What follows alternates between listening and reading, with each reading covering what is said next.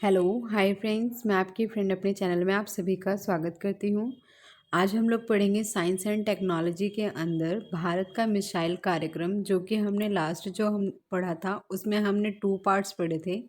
भारत का जो मिसाइल है, भारत में जो मिसाइल विकसित हुई हैं वो कितनी हुई हैं? टोटल 5 हुई हैं, जिसमें से हम 2 पार्ट पढ़ चुके हैं, 3 पार्ट अभी पढ़ना बाकी है। तो आज हम भारत में एकीकृत मिसाइल कार्यक्रम के बारे में जो बचे हुए 3 पार्ट है उसको आज हम पढ़ने जा रहे हैं। ओके फ्रेंड्स, अगर कोई भी प्रॉब्लम हो मेरी वीडियो से, अगर कोई आपको कुछ समझ में नहीं आता है तो आप लोग प्लीज़ मुझे कमेंट करके बताइएगा। ओके फ्रेंड्स, तो फ्रेंड्स हम बात कर रहे थे त्रिशूल मिसाइल का। हमने जो इससे पहले पढ़ा है वो है अग्नि और पृथ्वी मिसाइल। हमारे भारत के अंदर कितनी मिसाइल पाई जाती हैं? अग्नि, पृथ्वी और त्रिशूल, नाग, आकाश। ये टोटल 5 मिसाइलें हमारे भारत के अंदर पाई जाती हैं। तो हम पढ़ चुके हैं अग्नि के बारे में, पृथ्वी के बारे में। आज हम पढ़ेंगे त्रिशूल के बारे में। त्रिशूल के बारे में हम पढ़ते हैं फ्रेंड्स। इसमें पहले हम जानते हैं ये किस प्रकार का मिसाइल होता है, ठीक है ना। तो त्रिशूल किस प्रकार का मिसाइल होता है? निम्न त्वरित क्रियाओं से मुक्त भूमि से भूमि पर मार करने वाला होता है। मतलब ये जो मिसाइल जो त्रिशूल होता है ये बहुत ही कम गति में और बहुत ही कम आवाज़ करने वाला, मतलब ये बोला जाए कि त्रिशूल मिसाइल जो होता है कम त्वरित क्रियाओं से मुक्त, मतलब इसमें आवाज़ बहुत ही धीमी होती है। मतलब इस मिसाइल के अंदर आवाज़ ध्वनि बहुत ही धीमी होती है, जो कि भूमि से भूमि पर मार करने वाला मिसाइल होता है। त्रिशूल मिसाइल भूमि से भूमि पर ही मार करने वाला होता है, बस उसकी त्वरित यानी आवाज़ बहुत ही धीमी होती है, ठीक है ना। और अगर हम बात करते हैं इसकी मारक क्षमता की, मतलब इसमें मारने की क्षमता कितनी दूरी तक अपने दुश्मन के ऊपर निशाना ये साध सकता है, तो है 500 मीटर से लेके 9 किलोमीटर तक की दूरी तक माप सकता है। कितना माप सकता है? 500 से लेके 9 किलोमीटर की दूरी तक नाप सकता है। मतलब इतना मान लीजिए कि 9 किलो से थोड़ा कम ही होगा, 9 क्रॉस नहीं करेगा, ठीक है ना। थोड़ा सा हम आगे चलते हैं, इसके बारे में और भी जानते हैं। इसको इरेज कर दिया है। जैसे कि हम देख रहे हैं कि सामने इसका उद्देश्य क्या होता है, ठीक है। इसका उद्देश्य क्या होता है? तीन रक्षा सेना जितने 3 रक्षा सेनाओं के लिए इसे पहली बात तो बनाया गया है। कौन सी होती है हमारी रक्षा सेना? वायु, थल और नौसेना होती है। कौन कौन सी होती है? वायुसेना, थल सेना और नौसेना होती है, ठीक है ना। तो वायुसेना और थल सेना इसका उपयोग किसके लिए करते हैं? जो नीचे उड़ान भरने वाले लक्ष्य भेदन के लिए। मतलब हमारे वायु और थल सेना जो हमारे ज़मीन पर से उड़ान भरते हैं, जो हमारे ऐसे दुश्मन होते हैं जो उड़ान भर रहे हैं, उनको उनका लक्ष्य जानना, उनकी उनकी उनके भेद को पाने के लिए ही निशाना साधते हैं, ठीक है ना। मतलब वायुसेना ये क्या करते हैं? नीची उड़ान भर रहे लोगों के लक्ष्य को भेदने के लिए करते, कि उनका लक्ष्य क्या है, उसके भेद को जानने के लिए ही इसका उद्देश्य करते हैं। कौन से किसका करते हैं? किस मिसाइल का? त्रिशूल मिसाइल का, ठीक है ना। याद रखिएगा, त्रिशूल मिसाइल। और नौसेना क्या करता है? नौसेना के पास ना ही थल है ना ही वायु, तो नौसेना इसका उपयोग कहाँ करती है? समुद्र के ऊपर उड़ान भरने वाले के विरुद्ध, मतलब उनके भी भेद को जानने के लिए ही इसका उपयोग करती है। समुद्र के ऊपर उड़ने वाले प्रक्षेपास्त्रों के विरुद्ध कर सकती है। मतलब इसका उपयोग ये समुद्र के ऊपर उड़ने वाले लोगों के विरुद्ध इसका उपयोग करती है। अब चलते हैं, हम बात करते हैं परीक्षण। इसका परीक्षण कब किया गया था? जब ये त्रिशूल मिसाइल बन गया था तो उसका परीक्षण प्रथम कब किया गया था? सितंबर 1985 में किया गया था, और 1991 तक 10वां परीक्षण हो चुके थे। मतलब इतना समझिए, प्रथम जो था 1985 में किया गया, और 1991 तक कितना हो गया था बताइए? 10 हो गया था। इसका मतलब समझिए 5 साल ये हो गए प्लस 1 साल ये, टोटल 6 सालों के अंदर में कितना किया गया? 10 परीक्षण किया गया था। ओके फ्रेंड्स, अब चलते हैं थोड़ा सा हम आगे। नेक्स्ट हमारे सामने है नाग मिसाइल, ठीक है ना, हम नाग मिसाइल की बात कर रहे हैं। अब नाग मिसाइल का प्रकार क्या होता है, आखिर में ये किस लिए बनाया गया है, क्या इसका उद्देश्य है, क्या इसका कारण है बनाने का। तो ये क्या करता है, टैंक भेदी संचालित प्रक्षेपास्त्र है जो दागों और विचारों, यहाँ पे विचार नहीं है, यहाँ पे विसारों हैं, ठीक है ना, विसारों, दागों और विसारों के लिए किया जाता है। ये फायर और फॉरगेट है, ठीक है ना, फारगेट है फ्रेंड्स, ये फारगेट है, ठीक है, फायर और फारगेट है।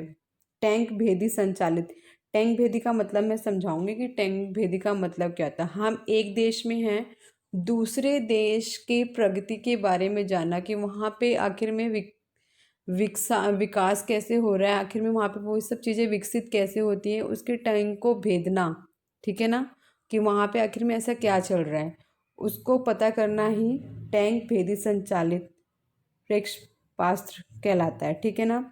इसकी मारक क्षमता क्या होती है, 4 किलोमीटर। ये जो नाग मिसाइल होता है वो सिर्फ 4 किलोमीटर तक ही अपने दुश्मन के ऊपर निशाना साध सकता है, कितना, 4 किलोमीटर की दूरी पर ही। और इसका उद्देश्य क्या होता है उसके बारे में जानते हैं, थोड़ा हम इसको इरेज करते हैं। अगर आप देख रहे हैं तो देखिए फ्रेंड्स, देखिए यहाँ पे ये जो थैंक्स लिखा है, यहाँ पे ये टैंक है, ठीक है, क्या है ये, टैंक, और यहाँ पे भेदने, भेदने, ठीक है। टैंक भेदने में समाज प्रगति का सामना करने हेतु विकसित, मतलब समझ में आया, टैंक भेदने में मतलब टैंक जो होता है वहाँ का भेदने में कि हमारे समाज की प्रगति का सामना हेतु विकसित होना, यह विश्व अपनी तरह की एक अत्यधिक उन्नत किस्म की मिसाइल है, ठीक है ना। मतलब ये इसका मेन जो उद्देश्य है कि हमें टैंक भेदना, मतलब दूसरे देशों का टैंक भेदने के लिए इस मिसाइल को बनाया गया था, ताकि हम उस देश की, उस समाज की प्रगति का समान करने हेतु विकसित कर सकें। मतलब हमारी प्रगति में विकसित करने के लिए, हमारी प्रगति को विकास की ओर बढ़ाने के लिए किन सामान का प्रयोग किया जाए कि जिससे हमारी प्रगति विकसित हो सके, कौन सी उन्नत किस्म की चीज़ों का इस्तेमाल किया जाए। और साथ ही इसमें मैं एक चीज़ बताती हूँ, ये जो मिसाइल है नाग मिसाइल, जो ये बहुत ही उन्नत किस्म का मिसाइल है, अत्यधिक उन्नत किस्म का मिसाइल है। इसका उद्देश्य क्या है कि फ्रांस से प्राप्त टैंक भेदी मिसाइल जो मिलते हैं उनके पूरक रूप में अधिष्ठापन करना, मतलब इसका मेन उद्देश्य यही था, जो हमें फ्रांस से प्राप्त होता है टैंक मिसाइल, उसके ही से उसकी तरह ही एक अधिष्ठापन करना था, ठीक है। इसका मेन उद्देश्य यही था कि हम दूसरे देशों से ना मंगवा के अपने ही देश में ही इसी तरह का मिसाइल बना के हम खुद उसका यूज़ करके अपनी प्रगति, अपने समाज को विकसित कर सकें। ओके फ्रेंड्स, अब चलते हैं थोड़ा सा और आगे, इसको करते हैं इरेज हम लोग। इस मिसाइल की परीक्षण, मतलब इसका परीक्षण कब किया गया था, इसका परीक्षण कब किया गया था, 1988 में प्रथम परीक्षण किया गया था, और दूसरा परीक्षण कब किया गया था, 1990 में, जून 1990 में किया गया था, ठीक है ना। जून 1990 में इसका दूसरा परीक्षण किया गया था, कौन सी मिसाइल का, नाग मिसाइल का, ठीक है। 1988 में प्रथम और 1990 में, जून 1990 में दूसरा किया गया था। अब हम बात करते हैं पांचवें मिसाइल का, जिसका नाम है आकाश मिसाइल। क्या नाम है, आकाश मिसाइल। इसका प्रकार क्या होता है, आखिर में ये आखिर में इसका मेन उद्देश्य क्या है, और ये अपने दुश्मनों पे किस प्रकार निशाना साधते और कहाँ साधते हैं, इसके बारे में जानते हैं। ये माध्यम दूरी तक भूमि से आकाश तक मार करने वाला प्रक्षेपात, मतलब मार करने वाला शस्त्र है, ठीक है ना। कि मध्यम दूरी, मध्यम दूरी मतलब बहुत ही कम दूरी के बीच में, अगर ज़मीन से लेके आकाश के बीच में बहुत ही कम दूरी हो तो वहाँ पे ये अपना निशाना साध सकती है। इसे कहते हैं आकाश त्रिशूल या आकाश मिसाइल। ओके, और इसकी मारक क्षमता कितनी होती है, सिर्फ 25 किलोमीटर, 25 किलोमीटर की दूरी तक ही ये मिसाइल अपना काम कर सकती है, अपने दुश्मन के ऊपर निशाना साध सकती है। चलते हैं इस मिसाइल के उद्देश्य में कि इस मिसाइल का मेनली उद्देश्य क्या है, इसको इरेज करते हैं।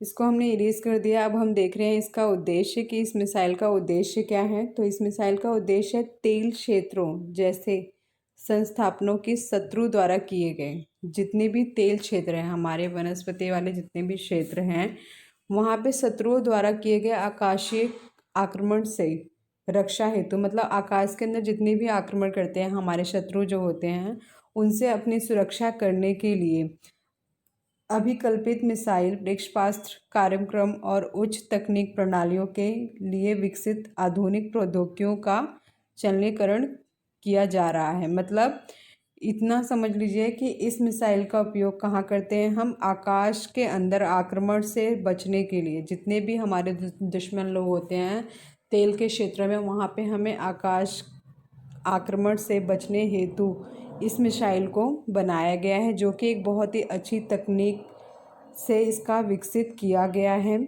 चलनीकरण किया गया, साथ ही इसको मतलब अच्छी तरह से उसका संचालन किया गया है, जिस तरह से आयातित प्रणाली के विद्यमान मूल्य से कम मूल्य पर जैव चिकित्सक उपकरण को आम आदमी तक उपलब्ध हो सके। इससे यह फ़ायदा एक और है फ्रेंड्स कि इससे इस मिसाइल के ज़रिए इसका उद्देश्य भी यह था कि अगर हम इस मिसाइल को बनाते हैं तो जो आम आदमी है उनके पास हम कम से कम मूल्य पे जो दवाइयाँ बनती हैं, जैव चिकित्सक उपकरण जितने भी होती हैं, जितने भी मनुष्य के लिए उपकरण बनाए होते हैं, दवाइयाँ, इसी तरह जो भी सारी चीज़ें होती हैं, उन सबको हम कम मूल्य पर अपने देश में उपलब्ध करा सकें। आयातित यानी खरीद की जो प्रणाली आती है विद्यमान, ठीक है, उन मूल्यों से कम मूल्य पर इसे यहाँ पर उपलब्ध करा सकें।